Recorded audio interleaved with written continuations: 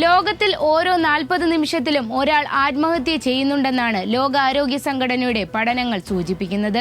ഇന്ത്യയിൽ വർഷത്തിൽ 1.5 ലക്ഷത്തിലധികം ആത്മഹത്യാ മരണങ്ങൾ വരെ രേഖപ്പെടുത്തുന്നുണ്ട്.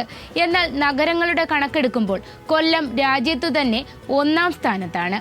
കൊല്ലത്ത് മാത്രമായി ക്രൈം റെക്കോർഡ്സ് ബ്യൂറോയുടെ കണക്കുകൾ പരിശോധിക്കുമ്പോൾ 2023-ൽ 539 പേരാണ് ആത്മഹത്യ ചെയ്തിരിക്കുന്നത്.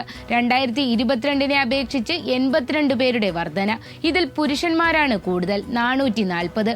കുടുംബ ബന്ധങ്ങളിലുണ്ടാകുന്ന അലോസരങ്ങളെ നേരിടാനുള്ള കഴിവില്ലായ്മയും വരുമാനക്കുറവും തൊഴിലില്ലായ്മയുമാണ് പുതുതലമുറയിലെ പുരുഷന്മാരെ ആത്മഹത്യയിലേക്ക് എത്തിക്കുന്നത്. കഴിഞ്ഞ വർഷം 99 സ്ത്രീകളാണ് ആത്മഹത്യ ചെയ്തത്.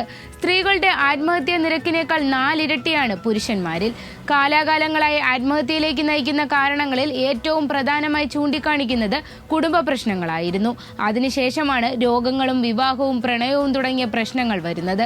ഇതുകൂടാതെ മുൻ ആത്മഹത്യാ ശ്രമം, സാമൂഹികമായ ഒറ്റപ്പെടൽ, കടുത്ത ഏകാന്തത, പീഡന അനുഭവങ്ങൾ തുടങ്ങിയ കാരണങ്ങളുമുണ്ട്.